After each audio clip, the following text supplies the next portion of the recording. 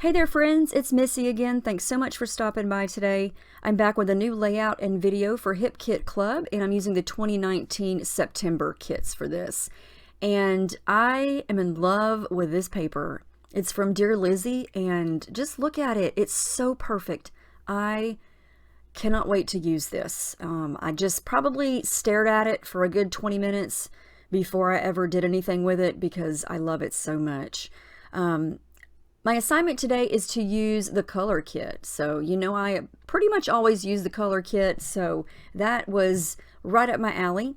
And to prep my paper, I'm going to coat it with gesso. This is clear gesso, and I got this thick white cardstock from the cardstock kit. And I'm not quite sure how much I'm going to add as far as the color kit goes, so I'm just going to go ahead and coat the whole paper with clear gesso. And this is just going to protect the paper from any liquid that I add to it. It's going to allow me to let the colors sort of spread and blend together without just soaking right through the paper. So now that the gesso is dry, I'm going to get started. And as much as it pains me to do this, I'm going to just tear a big chunk of this paper. I got an idea to start at the top of the page and use a big chunk of that gorgeous Dear Lizzy paper and then kind of work my way down. So I'm going to go ahead and use my ATG gun to attach this paper.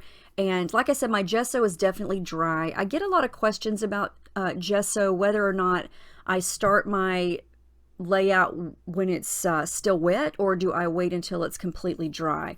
Definitely wait until it's completely dry, because it just kind of turns into a big gunky mess if you start to add stuff on it too soon. So definitely wait until it's dry. You're going to get a lot better results that way. So here's what I was thinking. I wanted to have this paper at the top, and I like kind of, messy, wonky, torn edges, and so that's why I just tore it. And I kind of wanted the effect of watercolor kind of dripping down from the page, or the paper at the top, and I wanted to have the colors match. So I'm going to do this yellow color underneath the yellow column and then try to match it as best I can, because we have got a ton of pinks, yellows, corals, golds over the past several months of the Lindy's Stamp Gang powders. And so we get 3 more in this month's kit, and I'm going to wind up using 2 of those. We get a gold, which is that first color that I used.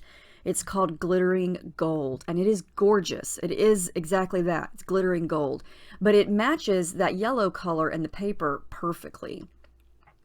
We also get a very pretty, it's called Cocklebell's Coral this month, but it's reminds me of a soft blush, kind of a pinkish blush color. And again, it's going to match a couple of columns over next to the hot pink. It's going to match that color perfectly. I'm using some shades from previous kits here. The color that I'm using here is kind of a red, rusty, pinkish shade, I guess you could call it. I believe that is Ramblin' Rose Pink. And I don't remember what months all of these came in. If you've been getting the color kits each month, then you probably have these. Each one of them is a different shade, and they all just match this Dear Lizzy paper to a T. And I was so excited to realize that, because it's perfect for this idea that I had.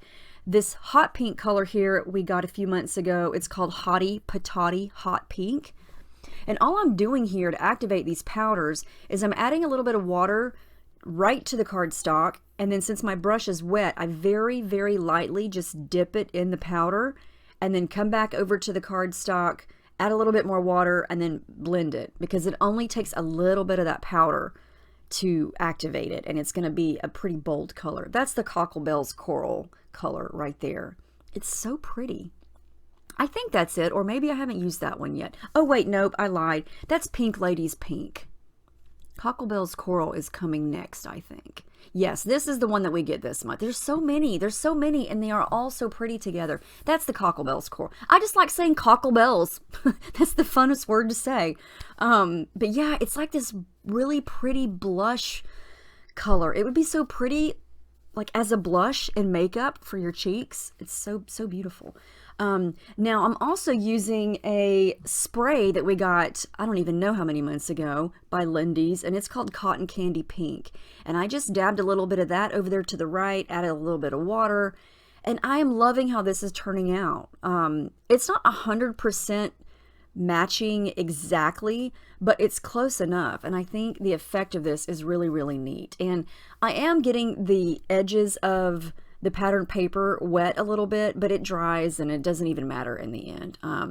But yeah, so I just kind of wanted this to look, you know, watercolor-ish and kind of random as far as the shapes go. Some of them are a little bit longer than others. I don't want this to look perfect. I want one color to kind of blend right into the color beside it and just look kind of artsy and messy there. So I'm loving how this is looking. And I do want to kind of soften up the bottom edges there where it's dried. So I'm going back with some gesso here, and this is white gesso. And I'm just going to use my palette knife again and kind of smudge it over the bottom just to kind of scrape some of the color around down there and blend it together using my finger just to kind of soften up those edges down at the bottom. I just wanted to look kind of hazy and cloudy down at the bottom. So that's all I'm doing with that, and it's still kind of wet, but yeah, I let that almost completely dry. And then there were a couple of colors I didn't have, like this color on the left, that almost kind of a cream color. I went through and picked out some gelatos from my stash, and I'm just trying to kind of add a couple of shades in there that I didn't exactly have with the Lindy's, just for basically the edges there. And my gelatos worked for that perfectly. That's a white gelato. Again, I'm just kind of smudging it around down the bottom to soften up the bottom edges. But I love how this turned out. It's so much fun. I loved how this turned out. Look at the shimmer.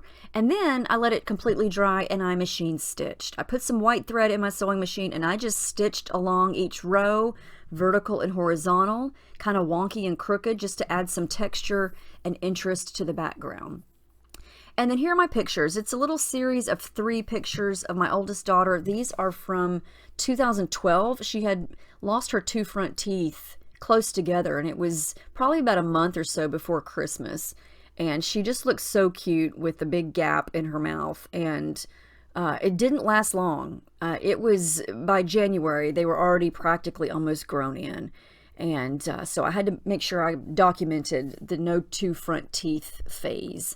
And she just looks so little and young here because she's 13 now. And I just thought these were a cute little series of pictures. So I printed them on a 4x6 sheet, and I just wound up leaving it whole. Sometimes I'll cut little photos and use them separately, but I just left it in kind of a photo strip here.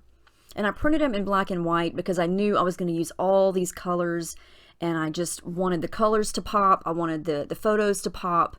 And so I felt like black and white would be a good contrast. And plus these photos were taken at night, so the lighting wasn't really great in them anyway. So all you're seeing me doing here is going through everything that I could find in the kits that had all these colors on there. And I'm going to wind up doing some fussy cutting here. I cut that little sunshine from one of the Truly Grateful 2x2 paper pads. This little Magic and Wonder square also came from one of those, and I just punched it into a circle. And again, it's got the coral, it's got the yellow, it's the perfect color. I layered one of the exclusive Pocket Life cards underneath the photo there, and they are, again, it's the perfect colors. It's got the yellows, the corals, the pinks. Perfect. These leaves are from Pretty Little Studio, and again, the perfect colors. So my thought was to kind of do tone on tone. So I'm going to try to add some yellow embellishments on the yellow column, some corally orange on that section, the pink, the lighter coral, the lighter pink, so on and so forth. Some of the colors overlap, but in the end, I try to keep most of the colors kind of in that column. But yeah, I'm just going through the Dear Lizzie sticker sheet, the Truly Grateful puffy stickers. I did trim off the white edges around these flowers. I felt like the white edge just kind of made them stand out a little too much. I'm going to do some fussy cutting of some things on pattern paper. This is a couple of little, they look like little wonky sewn strips from this Jen Hadfield paper. And I'm just basically picking things that work that are the same colors And then I'm going to cut a couple more of these flowers that I used on my layout last month from one of the Dear Lizzie papers. And the white flowers, because I want some white flowers along the edges, since that's where the most white column is, I guess you could say. But yeah, you can kind of see the idea that I'm going for here, just kind of different embellishments matching the colors. Now, I did want to soften up these leaves because they're very bright and I wanted them to be a little bit more muted. And so all I'm going to do that is smudge a little bit of white gesso. Gesso has so many uses.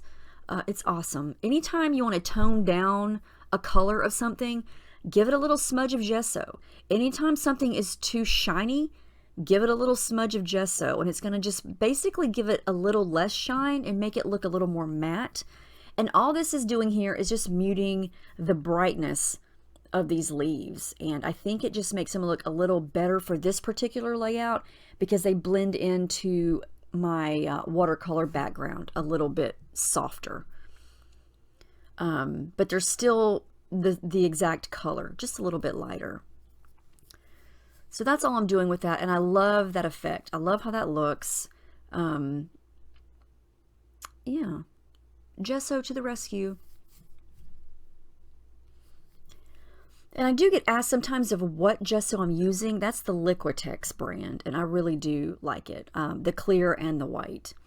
All right, so before I glue anything down, I'm going to come in with some thread. I'm going to do, again, tone on tone. So I've got that golden yellow color thread over to the left on the yellow section, and then a very soft pink I'm going to do over here underneath this flower. And like I said, like this white flower has got a little bit of yellow in the center, and so there is going to be some yellow over on that side, but not enough to, you know, make a big difference. So I'm okay with that. But yeah, I love the thread. I love the texture. I love the color. It just adds some interest and adds to the kind of whimsical, messy factor on the background. I'm going to add a little bit of the hot pink and then that deep orangey coral color kind of underneath the photos there. And I love how that looks.